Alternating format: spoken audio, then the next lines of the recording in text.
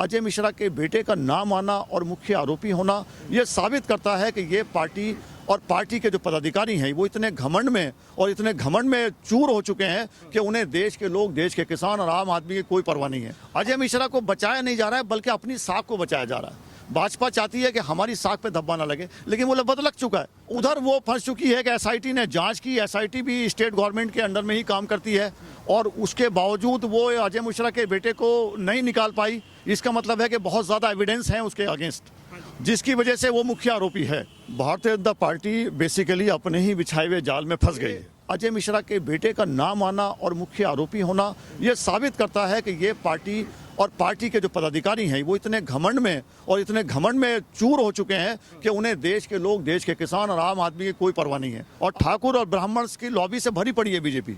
तो केवल अजय मिश्रा के आने जाने से बीजेपी को बहुत बड़ा फर्क पड़ने वाला नहीं है।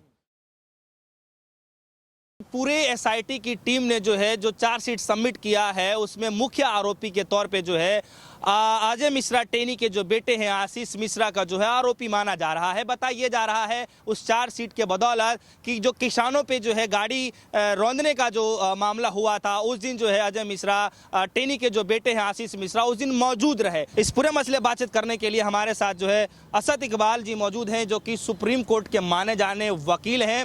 इनसे जानकार लेना बेहद ही अहम हो जाता है कि दरअसल इस पूरे मामले को कैसे देखते हैं, क्या चुनाव में भी इसका कोई फर्क पड़ेगा और अगर कार्रवाई होगी तो कितने दिनों का समय लग जाता है, थोड़ा बहुत इस पर भी जानकारी ले लेंगे। सर, सबसे पहले आपका स्वागत है DS4 न्यूज में। जिस तरीके से लखीमपुर खीरी का जो हिंसा का मामला चल रहा है, चार्जशीट जो सबमिट की गई है एसआईटी की तरफ से, क्या लगता है कि इस पे कब तक कार्रवाई हो जानी चाहिए या फिर क्या कानूनी प्रक्रिया होती है, मेरे दर्शक जानना चाहते हैं। देखिए, जहाँ तक लीगल इश्यूज का सवाल है तो कानूनी प्रक्रिया एसआईटी ने जांच की है।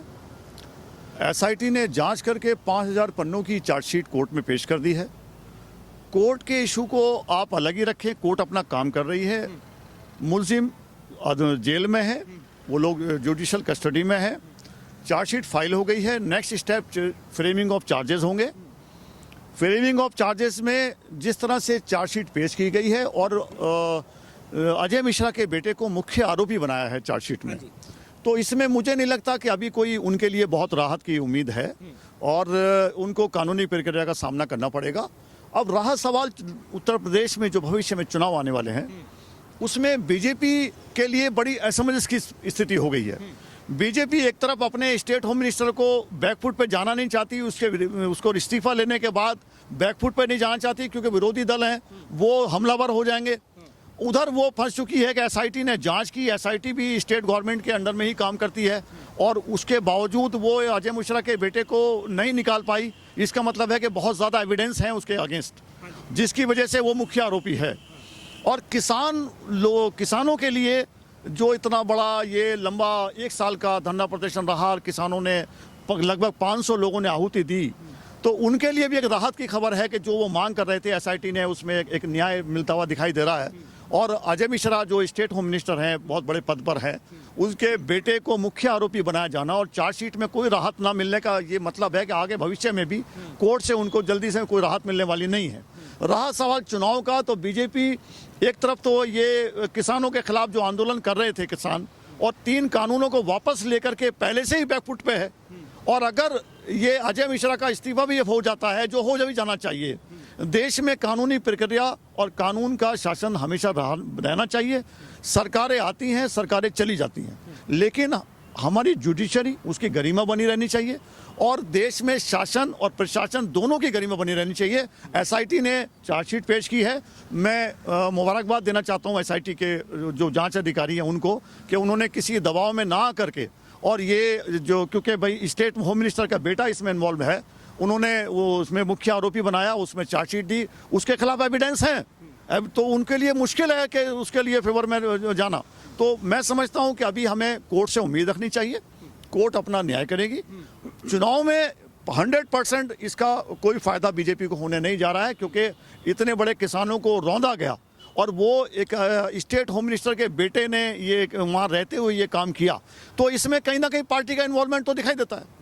लेकिन असद इकबाल जी, मेरा सवाल अब यहाँ पर ये है, और सवाल जानना भी बड़ा ही वाजिब हो जाता है, वो इसलिए क्योंकि इस पूरे प्रकरण को देखा जाए तो भारतीय जनता पार्टी के लिए एक तरीके से गले की हड्डी बनती दिखाई दे रही है। न तो उगलता बन रहा है, नहीं निगलते बन रहा है, क्योंकि अजय मिश्रा टेनी ने कह दिया था कि अगर मेरा बेटा जो है अगर मुख्य आरोपी के तौर पे पाया जाएगा, अगर घटनास्थल पाया जाता है तो स्वतः ही जो है मतलब इस्तीफा दे देंगे। तो ऐसे में तो मतलब बड़ा ही देखिए, मैं समझता हूं अजय मिश्रा को भी एक सेल्फ उनके जो अवेयरनेस है उसकी, अगर उनके अंदर या अंतरात्मा की जो आवाज़ बोलते हैं, तो उनको रिज़ाइन कर देना चाहिए। इसी में उनकी शायद गरिमा भी रहेगी, इज्जत भी रहेगी, क्योंकि उनके जो वर्ड थे पहले कि मेरे बेटे का कोई इन्वॉल्वमेंट नहीं होगा, मेरे बेटे का नाम आते ही मैं रिज़ाइन कर दूंगा, इस तरह के शब्द पहले से काफ़ी आए हैं। तो आज एक मौका है उनके पास में कि इससे पहले कि बीजेपी पे दबाव बने, विपक्षी दल दबाव बनाए, और क्योंकि पूरे देश से एक आवाज़ उठ रही है, तो उन्हें इस्तीफा दे देना चाहिए, देश हित में देना चाहिए, पार्टी हित में देना चाहिए। और मैं समझता हूँ कि जो हमारा कानून है उस कानून के सम्मान को मानते हुए, क्योंकि स्टेट होम मिनिस्टर हैं तो होम मिनिस्ट्री सारे जुडिशल पूरे देश की जो कानूनी संस्थाएं हैं उनके अंडर में आती हैं, तो उनको तो दायित्व बनता है कि अब तक इस्तीफा दे देना चाहिए था। लेकिन अब एक नया सवाल जो है, क्योंकि जो है 5 जनवरी को जो है, मुझे लगता है कि महज 2 से 3 दिन बाद जो है चुनाव आयोग भी जो है अहम फैसला ले सकता है। चुनाव की तैयारियों के लिए जो है एक बड़ा फैसला दे सकता है कि कब से चुनाव होंगे, क्या होगा, इस पूरे मसले को लेकर के। लेकिन सबसे बड़ा सवाल ये है कि भारतीय जनता पार्टी के लिए जो है चुनौती क्या होगी इस बार को लेकर के, अगर ये पूरा लखीमपुर खीरी मामला देखा जाए, चुनौती का मतलब क्या देखते हो, चुनौती क्या होने वाला है उनके लिए? भारतीय जनता पार्टी बेसिकली अपने ही बिछाए हुए जाल में फंस गई है।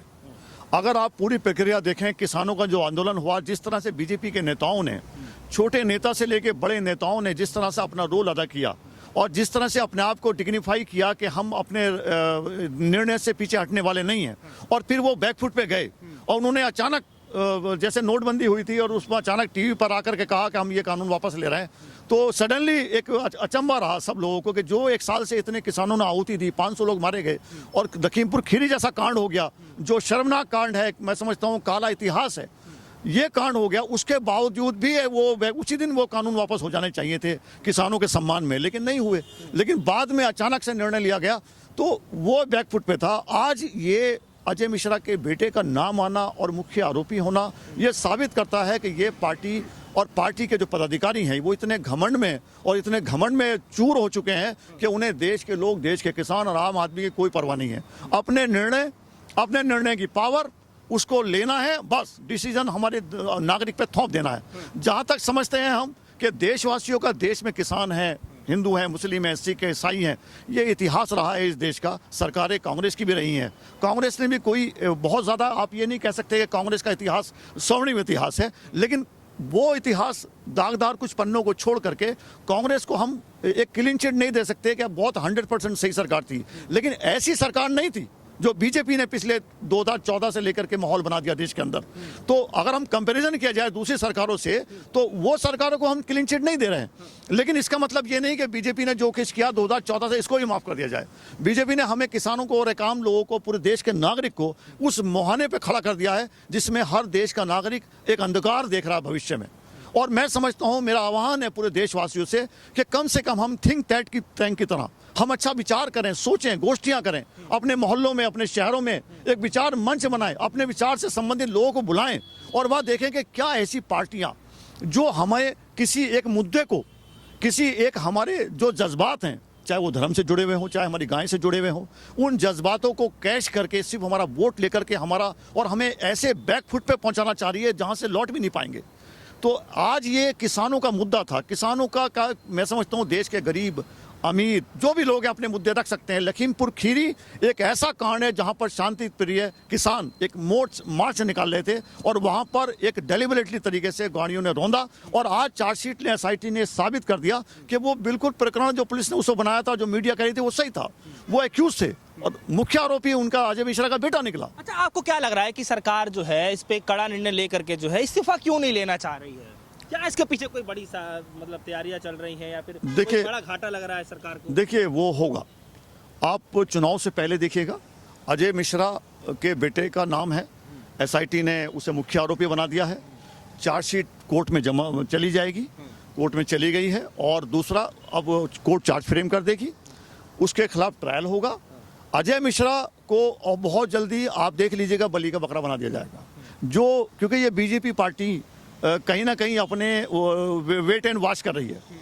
अजय मिश्रा को तो जो हालात पैदा हो गए हैं और जिस तरह से मुख्य आरोपी बनाया गया है, लखीमपुर खीरी जो कांड है वो सामने आ चुका, उसकी जांच सामने आ चुकी है, तो अब तो जाना ही होगा। अब हमें देखना यह है कि कितनी जल्दी जाना होगा, और चुनाव के कुछ महीने 15-20 दिन पहले जाना होगा या चुनाव से 1 महीना पहले जाना होगा। अब इस चीज़ का वेट कीजिए आप, ये होगा, 100% होगा। लेकिन लोगों का ये कहना है कि भारतीय जनता पार्टी जो है चुनाव में जो है ब्राह्मण वोटरों को लुभाने के लिए जो है एक बड़ा समीकरण तैयार करने वाली है, जिसको लेकर के जो अजय मिश्रा टेनी जो है, क्योंकि ब्राह्मण वोटरों को लुभाने के लिए जो इसलिए जो इस्तीफा लेना नहीं चाहती है। तो क्या आपको लगता है कि ये कोई बड़ी मजबूरी का कारण बन सकता है भारतीय जनता पार्टी के लिए?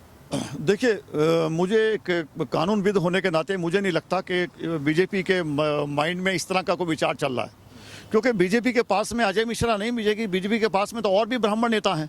बीजेपी के पास तो एक बहुत बड़ी लॉबी है ब्राह्मण की, और ठाकुर और ब्राह्मण की लॉबी से भरी पड़ी है बीजेपी।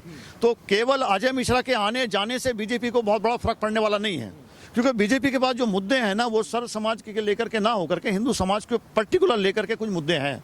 उनके मुद्दों को रहते हुए मुझे नहीं लगता अजय मिश्रा को बीजेपी अपनी हठधर्मी बनाए हुए है, और वो हठधर्मी इनकी चुनाव का, क्योंकि चुनाव में कहीं ना कहीं ये बैकफुट पे जा रहे हैं। यूपी में जो हालात दिखाई दे रहे हैं, ज़्यादातर हर कास्ट से मायावती ने बहुत ज़्यादा ब्राह्मण उम्मीदवार, जो मैं भी देख रहा हूँ, वो उतार दिए हैं। तो जब वो ब्राह्मण उम्मीदवार एससी समाज का वोट लेकर के जब उसमें मैदान में आएगा, तो कहीं ना कहीं बीजेपी का तो वोट कटने वाला है। तो ये जो प्रत्याशियों की जंग होगी आपस में, इसमें बीजेपी का वोट कटेगा। तो बीजेपी अपने आप को बैकफुट में मान नहीं है, और इस वजह से ये लास्ट मूवमेंट है, क्योंकि किरकिरी हो रही है बीजेपी की। लखीमपुर खीरी कांड से बहुत ज़्यादा किरकिरी हो रही है। तो ऐसे में आप देख लीजिएगा, बहुत जल्दी आपको निर्णय पता चलेगा कि या तो अजय मिश्रा ने अपना इस्तीफा दे दिया या उनसे इस्तीफा मांग लिया। अगर आपको कि अजय मिश्रा टेनी को जो बचाने की कोशिश कर रही है भारतीय जनता पार्टी? बिल्कुल, वो बचाने की कोशिश अजय मिश्रा को नहीं कर रही है। बीजेपी की अपनी एक क्वालिटी है, और ख़ास तौर से हमारे प्रधानमंत्री और हमारे जो होम मिनिस्टर हैं, उनकी एक क्वालिटी है कि ये बहुत ज़्यादा बैकफुट पर नहीं जाते हैं। जो इनको निर्णय हो गए। तो बहुत मजबूरी में ये किसान जो 3 बिल थे, इनको वापस लिया गया, ये बहुत बड़ा एक मजबूरी का निर्णय था बीजेपी के इतिहास का, और ख़ासतौर से मोदी जी के इतिहास का। जो निर्णय हो गए वो इम्पोज कर दिए जाते हैं, वो वापस नहीं होते। लेकिन अब वही कंडीशन अजय मिश्रा के साथ खड़ी हो गई है। अजय मिश्रा को बचाया नहीं जा रहा है, बल्कि अपनी साख को बचाया जा रहा है। भाजपा चाहती है कि हमारी साख पे धब्बा ना लगे, लेकिन वो लगभग लग चुका है। लखीमपुर खीरी का जो कांड है, और आज चार्जशीट आ चुकी है, ये इनके ऊपर लग चुका है कि तुम्हारे ही एक स्टेट होम मिनिस्टर के बेटे ने इतना बड़ा कांड किया, और वो पुलिस ने तो अपनी जांच करने के बाद सारे सबूत कोर्ट में पेश कर दिए। तो अब इसमें मेरा समझ जाएगा नहीं जा रहा है। तो वो उस कंडीशन को देखते हुए भाजपा को एक साफ छवि के तौर पे अजय मिश्रा से या तो इस्तीफा ले लेगी, या उनको खुद रिजाइन देके जाना पड़ेगा। अच्छा, आप वकील हैं, एक आखिरी सवाल है मेरा कि उत्तर प्रदेश के चुनाव में जो है जाति धर्म को लेकर के जो है हमेशा मतलब वोट बैंक तैयार कर दिए जाते हैं, वोट बैंक बंटवारे हो जाते हैं। क्या लगता है कि इस बार भी कुछ ऐसा होने वाला है? देखिए, हमारा देश तो जाति आधारित और धर्म आधारित समाज है, इसमें हम इनकार नहीं कर सकते। अब यह है कि कौन सी पार्टी ने उसका मिसयूज ज़्यादा किया है, किसने हमारे दिलों को टच को ज़्यादा छू लिया है, तो हम इमोशनल भी हो जाते हैं। भारतीय दुनिया में अब एक इमोशनल माना जाता है, तो हमें जल्दी हम अपने मज़हब के, और जो हमारी चाहे गौ माता हो, मंदिर हो, मस्जिद हो, उनसे हम बहुत जुड़े होते हैं। तो ये चुनाव जाति आधारित होगा, ये तो रहेगा, इसको आप इनकार नहीं कर सकते। लेकिन 100% नहीं होने जा रहा है जो पिछले चुनाव में हुआ था। अब ये चुनाव एक पार्टी के लेवल पे होगा। ये चुनाव अगर बसपा से कोई ब्राह्मण प्रत्याशी है, जैसे मैं बुलंदशहर डिस्ट्रिक्ट में कल था, तो मैं देख रहा था वहाँ पर कई सीटों पे ब्राह्मण प्रत्याशी दिए हैं मायावती ने। तो उन ब्राह्मण प्रत्याशियों ने जो गणित अपने जोड़े हैं, वहाँ पर ब्राह्मण समाज और फिर दलित समाज वो जो अपना प्रचार कर रहे हैं। तो मायावती का जो 2007 में जो पावर में आई थी मायावती, उसमें आप देखें तो उसने ब्राह्मण जो समाज को आगे किया था फ्रंट फुट पे। तो अगर मायावती का ये कार्ड बहुत बड़ा तो कार्ड नहीं है 2007 वाला, लेकिन ये कार्ड अगर 25% भी चल गया, तो बीजेपी का जो वोट बैंक है, जो बैंक वो माइनस होना ही होना है। उधर समाजवादी पार्टी की अगर प्रत्याशियों की लिस्ट उठा के देखें, तो वो भी ये कार्ड खेलने जा रही है अपर कास्ट को टिकट दे करके। तो वहाँ पर उनके पास में मुस्लिम समाज है, बैकवर्ड समाज है, यादव समाज है, तो वहाँ पर उनके पास में वो वोट बैंक है जो उनके ब्राह्मण प्रत्याशी को जिता के विधानसभा पहुंचेगा। तो ये पार्टियों का जो गणित है मुझे बिगड़ता हुआ दिखाई दे रहा है, और बीजेपी का जो वोट बैंक है जिसको लेकर के वो पावर में आए थे लास्ट बार, इस बार वो घटता हुआ नजर आ रहा है। बहुत बहुत शुक्रिया हमारे दर्शकों को बताने के लिए, समझाने के लिए, हमें अहम समय देने के लिए। तो ये रहे हमारे साथ असद इकबाल, जो कि माने जाने एडवोकेट हैं सुप्रीम कोर्ट, उनसे हमने खासा बातचीत करी लखीमपुर खीरी हिंसा को लेकर के, क्योंकि जो है एसआईटी की टीम ने करीब 5000 पन्नों की जो है चार्जशीट जो है दायर करी है। बताया जा रहा है कि चार्जशीट जो है अहम सबूत इसलिए माना जा रहा है जिसके जो है गिरफ्त से निकलना न केवल आशीष मिश्रा को मुश्किलें बढ़ा सकती हैं और बल्कि जो है उनके जो पिता है अजय मिश्रा टेनी, उनकी भी मुश्किलें बढ़ा सकती हैं। आने वाले समय में बिल्कुल शीशे की तरह साफ हो जाएगा कि दरअसल भारतीय जनता पार्टी क्या करने वाली है। फिलहाल के लिए इतना ही। जुड़ेगा हमारे साथ न्यूज़। धन्यवाद।